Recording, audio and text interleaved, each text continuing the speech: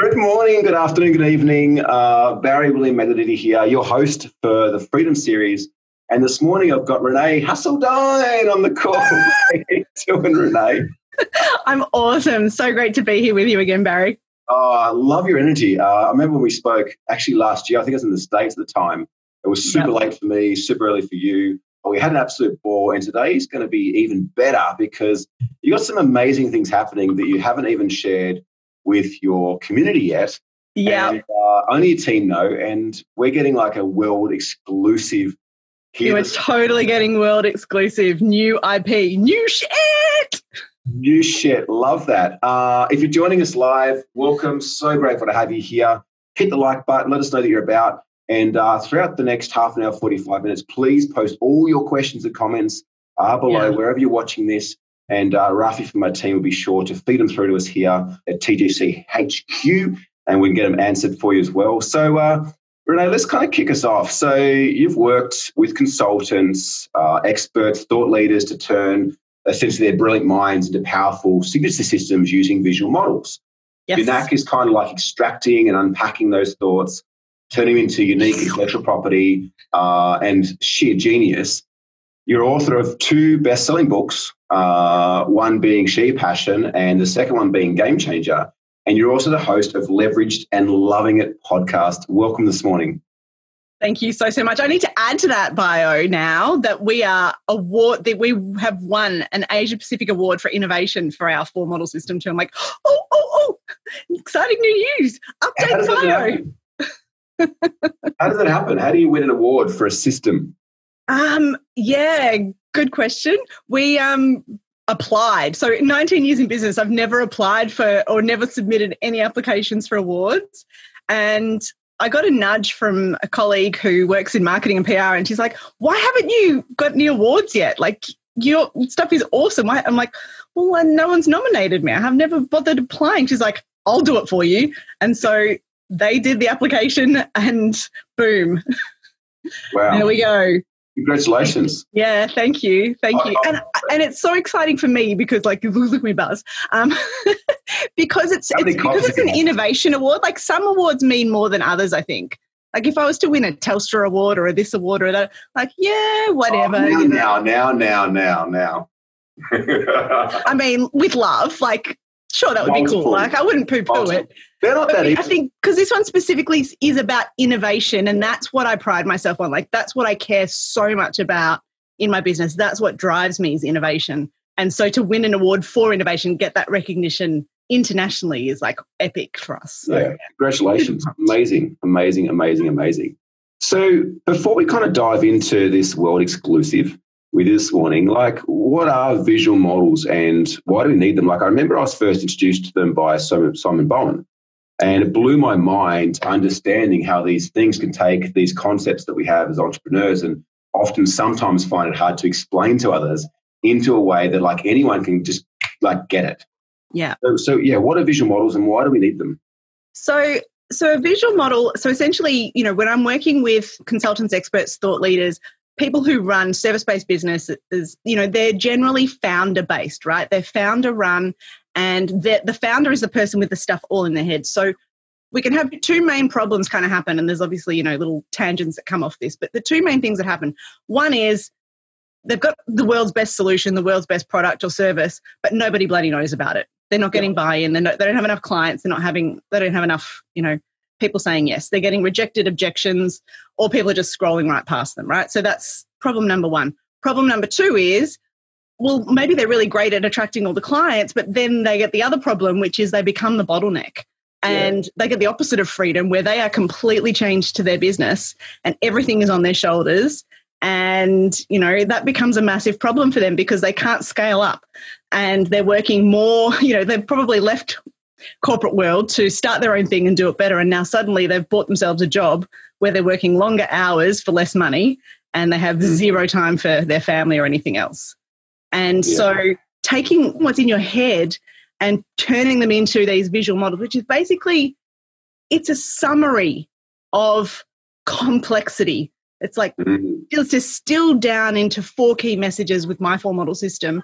We distill everything. I take everything out of your brain, distill it into 4 key messages, and then boom, your audience gets what you're talking about. And it's in picture form, which is great because it plays with our visual receptors. We remember that more. We get it quicker. I'm using lots and lots of words here. It'd be so much easier if I just showed you a picture. Yeah, absolutely. So what are the 4 key kind of models then, if we talk about that? Can I show you a picture? Absolutely. Let's do it. Let's do a picture. All right. So this is the world exclusive because this is the new version. So people who've come across me before would have seen my old version of this, which is the sexy models. So I had an acronym which described the 4 models, which was sexy. And we're moving more into the corporate world. So we're kind of having to put on our big girl pants and be a little bit more adult about our language. Yeah. So this is our new unleashing. I'm a bit excited. This is world exclusive. Here it is. The 4 model system. So what you need to do to get that buy-in, to answer those 2 problems we were talking about, to get the buy-in from your audience and to move away from being founder reliant to more an IP-led service-based business where you can guarantee no matter who in your company, who in your team delivers the service, you know that your quality is guaranteed. You're not sacrificing results for your clients because you're stepping back as the founder. Yeah. So these are the 4 key things you need to create, 4 key models. Let's do it. First one is a model that shows what are the possibilities for your clients. You want a model that shows the good, the bad, and the ugly. So this is one that's going to show them, what are the problems that they're facing, your clients are facing, and what's possible if you actually get the solution, right? So it's going to show them so that they can, when they're looking at this model that you've created in your own business, your clients will then be able to see where they are. They're going to be like, oh, I'm here. I want to be there. Now there's a gap. Oh, okay. I'm going to close the gap. And so that's going to get them motivated to listen to what's coming next because they've identified a gap and human nature wants to close those gaps, right? So that's the first model. Yeah. The second model then is the pieces of the puzzle. This is like, what do they actually need to accomplish? What are the core ingredients for success, right? That's our second model. Then the third model is how the hell are we going to do it? What is the process? So this is your step-by-step methodology, your process. And then finally, you want to give them the prize. This is answering that all-important what's in it for me question, right? So this is what are the benefits of actually following through this process? And then the cool thing is the top 2 pieces of the puzzle, these top 2 models are all about the why. The pieces model is about the what, and the process model is about the how. The format system. Yep. And then the cool thing there is that those top 2 are about like the emotional, tapping into the feelings and the emotive buying kind of process. And the bottom 2 are more about the rational. They're tapping into what does my brain actually need to believe that this is going to work? And there you have it. 4 model system. World first exclusive. Yeah, it's something that I think it's important to understand how our brain does process information. Yeah. And this is where, certain industries can find it more challenging to win sales because they maybe speak too emotionally or too intellectually without kind of meeting their prospects where they're at. And I guess visual models and the process you went through there, being able to speak to the why, the what, and the how really allows a prospect to kind of go, oh, yeah, like that makes sense. I get that. I trust you far more than necessarily reading a contract, which is very, it's very detailed orientated, but it's like people don't make decisions based on detail. They make decisions first led by emotion, but then they back it up with detail. Yeah. So you've got to be able to elicit that emotion within a prospect, within a potential buyer, to then be able to open the door to start sharing the details as well. Yeah, exactly. Exactly right. And the cool thing is that once you go through the process of extracting these 4 key models, that becomes the basis of your whole business. So every proposal that you then send out, you create a template. So your proposals are based on that. Everything you do, every package that you deliver, whether you're delivering it one-on-one or whether you're creating a group mastermind or whether you're doing an online course, they are all then based on this same core key structure, which means that you are just streamlining the heck out of your business. And that's how you that's how you get freedom, right? Because you're never reinventing the wheel. Anyone can step into your team and deliver that service because it's just so streamlined. It's just so clear. There's no one on your team is left guessing of, oh, how would Renee deliver that? It's like, no, you know exactly how I do it because it's in our system. Yeah. And I've trained you in that system and we all know how to do it exactly the same standard. Yeah. I love that, and I love the framework that provides. And within my book, The Path to Freedom, so we do a similar thing, but it's not with models per se. And I could see such a beautiful synergy and overlay between the two. like we talk about businesses have between 4 to 8 core processes. And we see those processes as like a flow chart. Now, for argument's sake, one of our core processes is a process for systemizing your business. And it's like once you train someone on that flow chart of like, okay, like first question is does a system exist? Yes or no, right? And it gives you a clear indication, well, where do I go to even look if the system exists? And if it does exist, does it work? If it doesn't exist, it takes you to the process of creating that. But as you said, like once you create that framework, your team can then go and execute on that. That's how you can create a business that provides you the freedom, because your team have the guidelines, the framework to follow. And it's not all this guesswork that so many employees have because the business owner doesn't have the structure in place.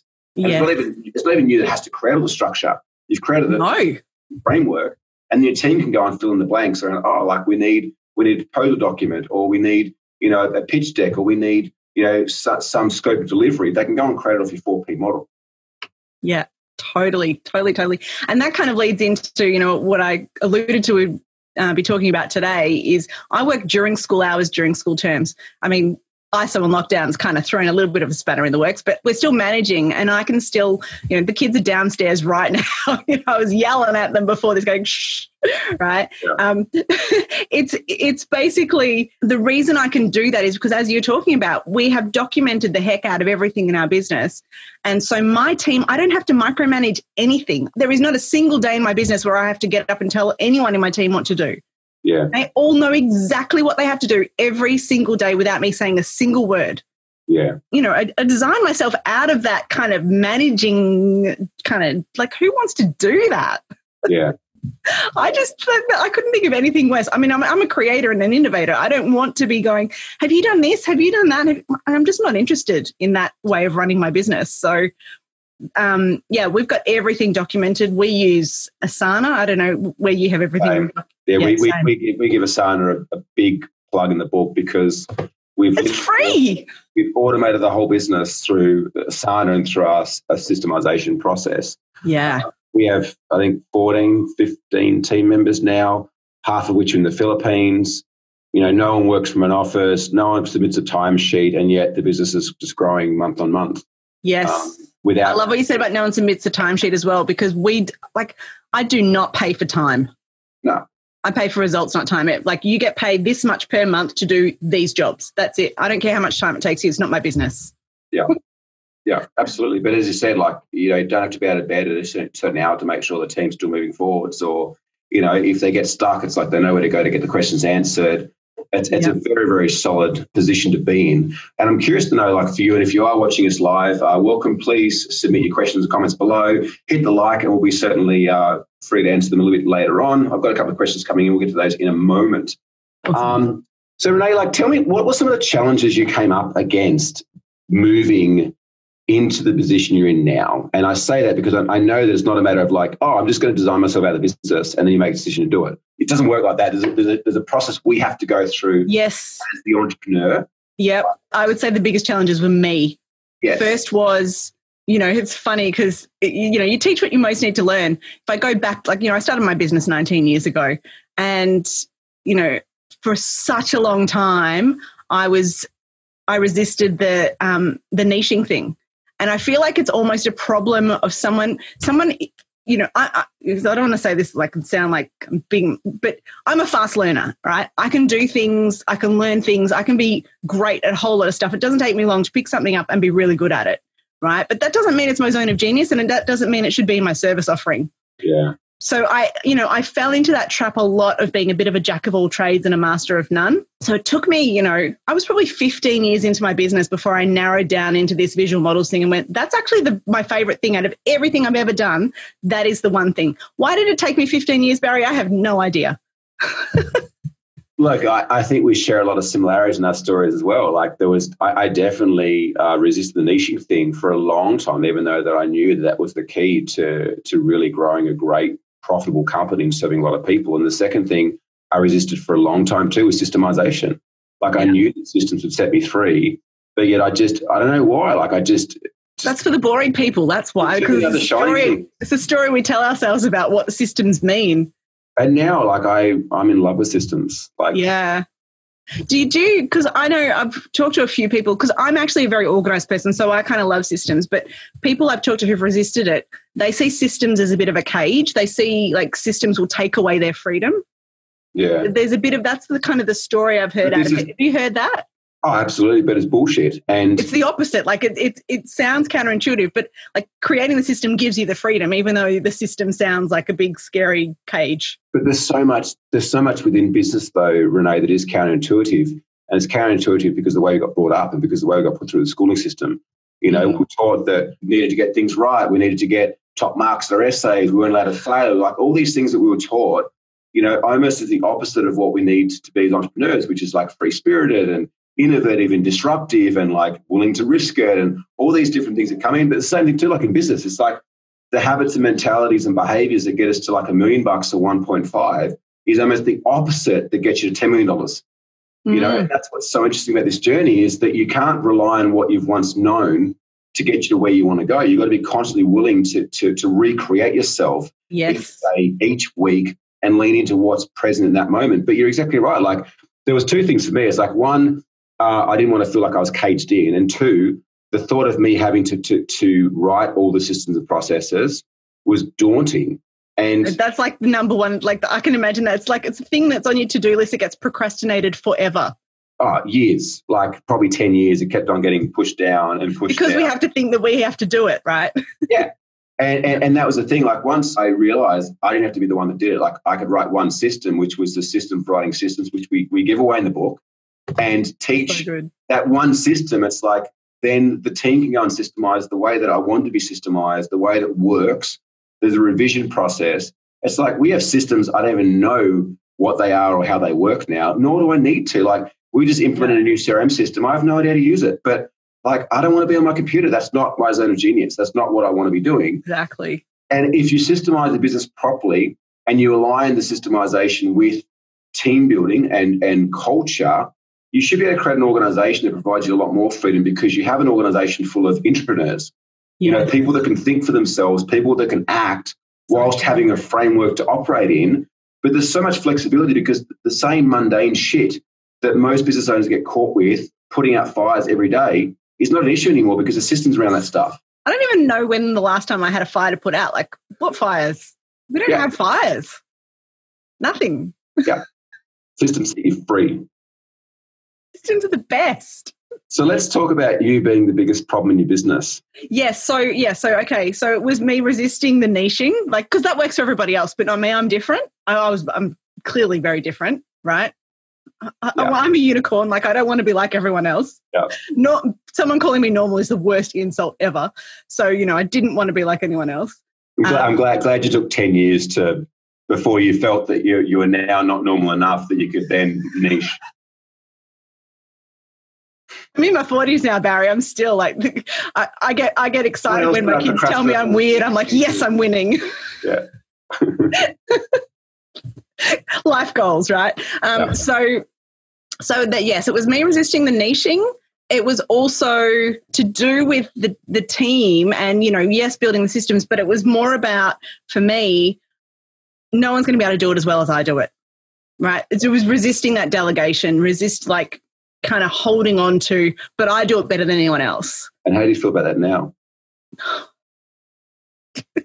Really?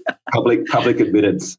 Like, yeah, totally. And so this is what it is, Barry. I think, you know, you talk about, well, what's the difference between someone like getting to 1.5 million or then the person, you have to be a different person to get it to 5 or 10 million, right? The thing that will keep us growing our businesses is us keeping growing ourselves.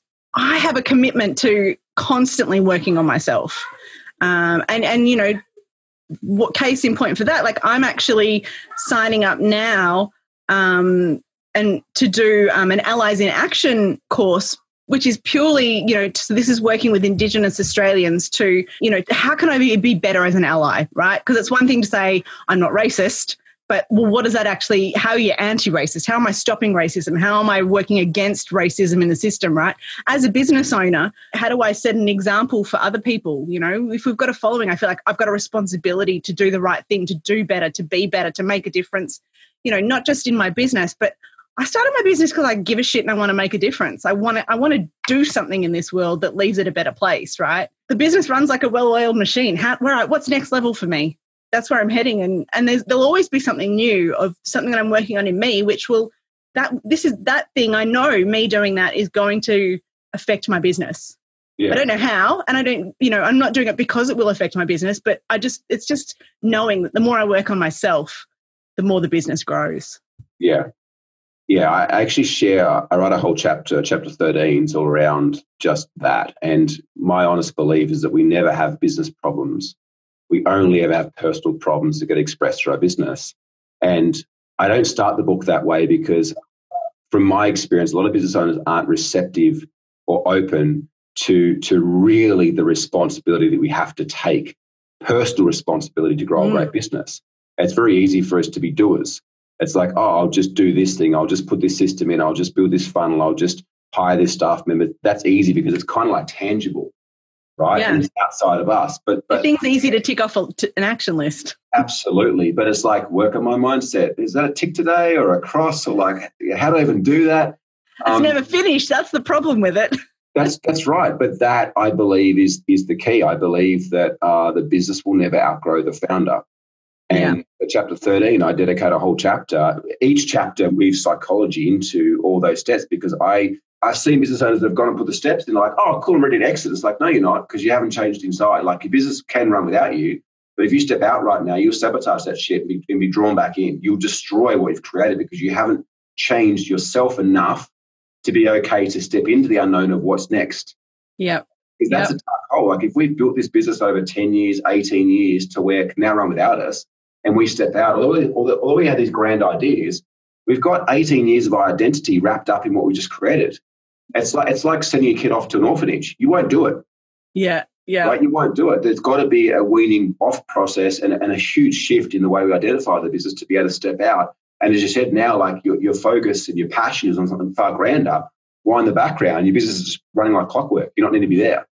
There's no guilt. There's no shame. There's no you needing to trying to get you fixed by something breaking and you being the savior to go and get it fixed up as well. I've got a couple of questions here I want to touch on. If you're watching live, welcome. So grateful to have you here. Hello. Please put your comments and questions below and we'll get them answered for you. Dee from Estonia says balancing between rational and emotional. Love that within your 4 Ps model there. If Renée resisted being niched or boxed, how did a mindset face uncertainty or having to set targets? Oh, okay. Hold on. Let's break that down. So, there's kind of 2 questions there. So, first one, if you resisted being niched and boxed in, how did your mindset face uncertainty? I guess in the last 6 months. Well, I think it was because I loved uncertainty. I loved variety. Like I was more excited by variety than by certainty. Yes. One of my fears around being niche was I would get bored shitless. If I'm only working with one type of client doing this one type of thing, I'm going to be bored and then I self-sabotage. Because that's essentially what I would do is I would build up this business. I'd get a full book of clients. I'd be maxed out. I'd be awesome. Everything would be running great. Plenty of money coming in. All good. And then I'd actually sabotage. I'd call all my clients and rate them and start again because I was bored. Yeah. I did that. So I lost count of how many times I did that, Barry. It was the stupidest thing I've ever, but that was me sabotaging myself because I was so addicted to I was like a junkie, right? For me, a new business, that's where all the excitement is because that's where all the creativity is. And that's where it's like, new business, I can do anything like that. The possibility of anything for me, it was so exciting. So I would just be looking for my next high by looking for my next new business. So I'd be like, boring, chuck it out, break up with all the clients. I want to do something else. And I would just start again. Yeah. It was like this, that was my self-sabotage. So that was, me resisting niching because I felt like I couldn't be happy if I was stuck with one thing. That was what I was telling myself. Interesting thing is because all you were referencing your experience of was your past, right? And your past of where you got your hit from, right? Yeah. That dealer you go to get your hit from, which is like break up with clients and start again. Yet what you had an experience is the life that you have now. And that's why it's so important to embrace the uncertainty because it was the same thing. Like when I exited TGC, I'd helped so many clients through the process before I knew what I was about to go through. But knowing it and going through it are 2 very different things. Yeah. And I knew that if I didn't fill my time with something resourceful, I would break shit. And so that was why I decided to move. I started writing a book, learning to surf, doing all these things that were way outside of my comfort zone, guitar. And I had no desire to like play the guitar or be a musician, but I was shit at it at school. And I was not shit, like I was terrible. And I was like, I'm going to learn to play the guitar because I knew that it would stimulate me and challenge me in such a radical way, like so differently to business. Like business is what I knew to go through that process. But that was how I kind of got my hit, I guess, and started to fill up these resourceful aspects until that part of me could kind of like break up with the relationship that I had in the business and essentially start afresh to go, wow, now that that's happening there in the background, like who is Barry? Who is Barry without his business? Yeah. Like who am I without being needed by staff, where they're having to sell or do marketing or coach clients? Like who am I and what am I passionate about? But I never thought that I'd be where I am now with what's opened up in that terms of creativity. But I could never have dreamt this or thought this back from what I knew.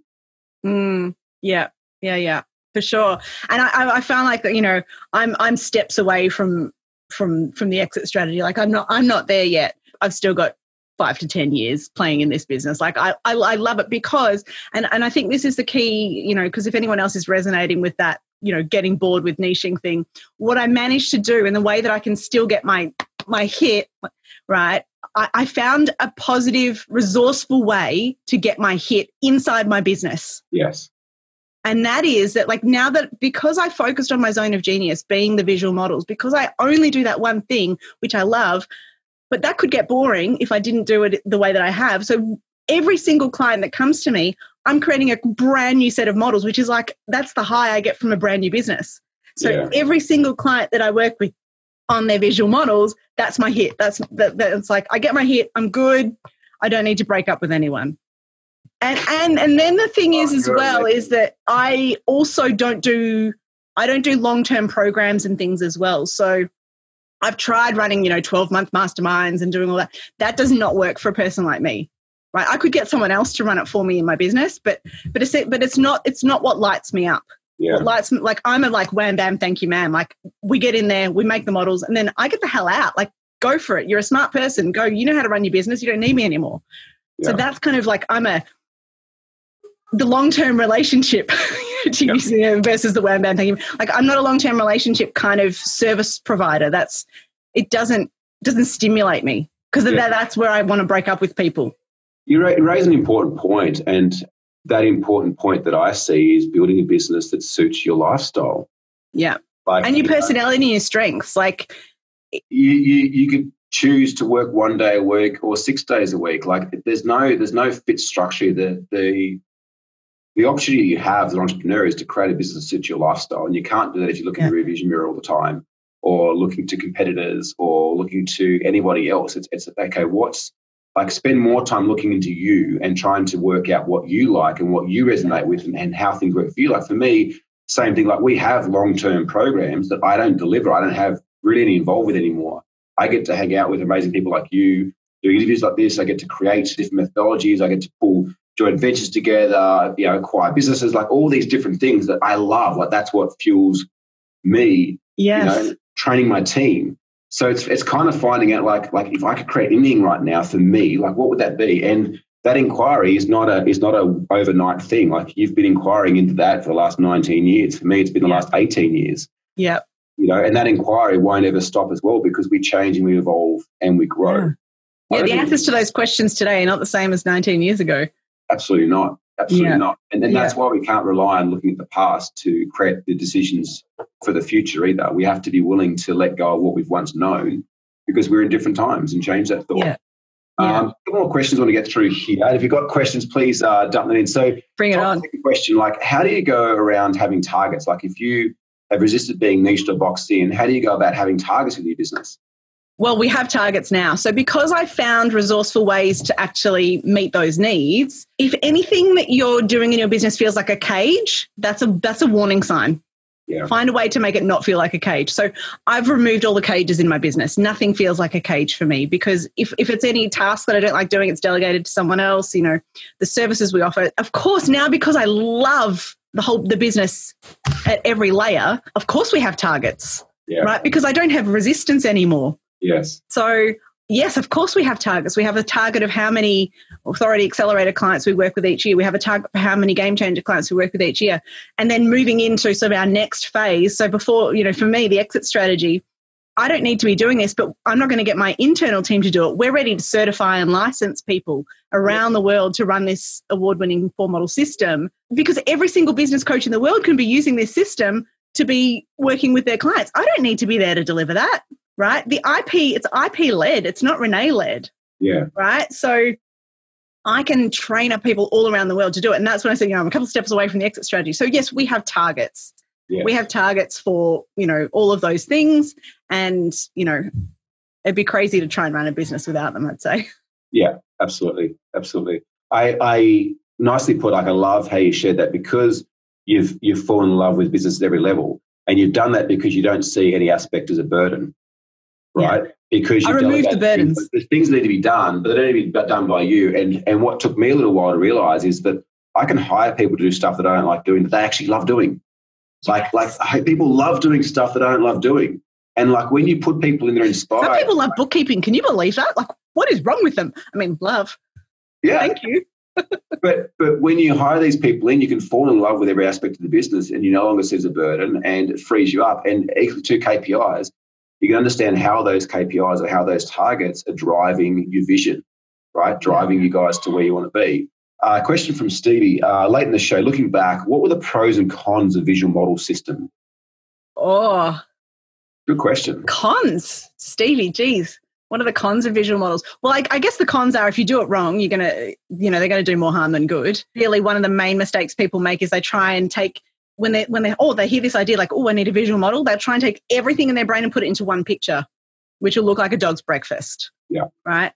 So make sure that you're kind of putting it into those 4 different models, so that each of those 4 models has its own function. That's a really important thing. The pros, we did talk about that earlier, Stevie, but I can recap on that. So essentially, basically, what those models will give you is a clear USP, right? You will have a very, very clear USP that you can explain clearly and succinctly.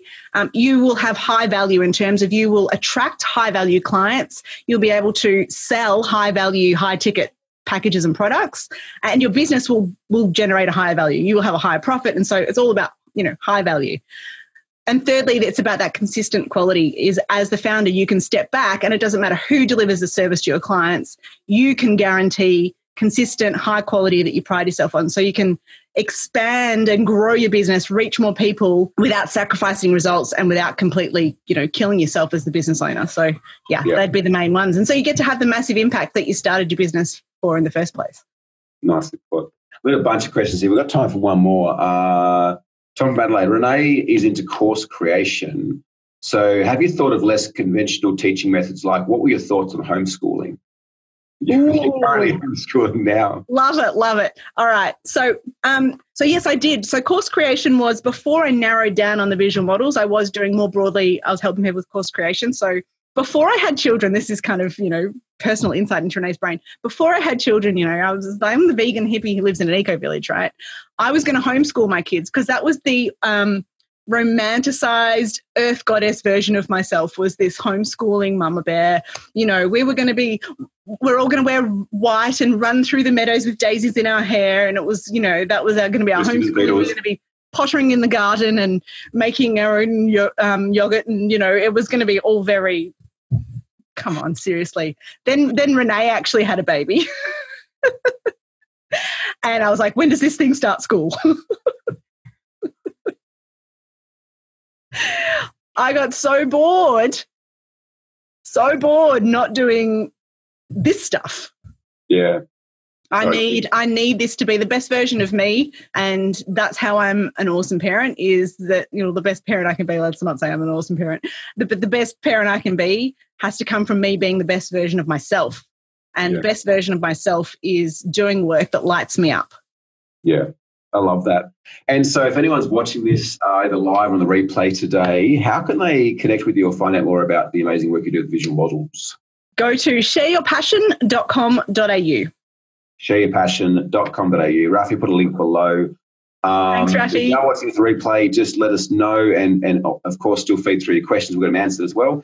And look, if you'd like to register for the pre-release copy of my book, The Path to Freedom, the 9 steps to create a highly profitable business that can run without you, book is being loaded to Amazon as we speak. First copies will be shipped out the 3rd of August. Enter your details below in the link, and we've got a bunch of bonuses that we've announced as well. If you haven't yet check out the episode last Sunday the 12th that I recorded with Amber Valhauer, which was our kind of pre-release episode where we both bonused a bunch of stuff in there to get your copy of the book as well. Renée, it's always so much fun having you on the show. Appreciate you being here. Thank you so much for everything you shared today. Yeah, thank you so much. Thanks for getting up early. Or is that not early for you? No, I'm in Perth. I guess it's kind of early. Early, yeah. So it was nice, easy 10:15 for me. That's like... Yeah. Awesome. Mwah. Thank you so much. Thanks for watching. Bye, everyone. Thanks so much, Barry. Thank you so much for tuning into this episode of the Game Changers podcast. There's a couple of things I'd love you to do to help us and help yourself to spread the message further. Make sure that you like the Game Changers on Facebook, Instagram, YouTube, Twitter, LinkedIn. Please subscribe by clicking the link below to ensure that you keep up to date with the weekly episodes we share here at the Game Changers podcast with amazing entrepreneurs and business owners around the world. And of course, like if you're in a position where you may be overwhelmed with business or looking for a way to grow faster, more effectively, and you realize that the key to success is being surrounded by amazing people who have been there and done that before, I'd like to invite you to apply to have a game plan session one-on-one with one of my team here at the Game Changers. There's no cost. If you get through, all that we ask is that you are doing a minimum of $250,000 per year to really be able to utilize the strategies and tactics and the mindset shifts that we share with you, that you're coachable, that you're a decent person, and you're willing to take on board some advice. If not, that's totally cool. But I know for me, I wouldn't be where I am right now without the support of so many mentors and coaches and resources along the way. And I'd like to pay that forwards and give back to you the opportunity to work with us one-on-one for free to put together a customized game plan. And the reason we're doing this is a couple of things. Number one is that sometimes it's just the smallest thing that can make the biggest difference. And I think that entrepreneurs and business owners have the opportunity to change the world. And if we can maybe help you to make the smallest shift to change your life and your world, you're changing ours in return. The second thing is that we are always looking for amazing clients to work with and to welcome into and invite into the Game Changers community.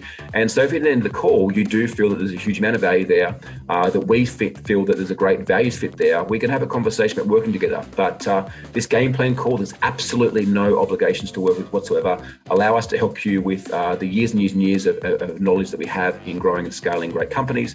And I think that business owners are the future of the world. If there's a way that we can help you to create a better business, more profit, more fulfillment, more fun, I would love the opportunity to do that now. So click the link below, book your game plan session, make sure you follow us on social, and start to date with the latest episodes of the Game Changers podcast. My name's Barry William Magadity. Thank you so much for your support and look forward to seeing the next one. Bye for now.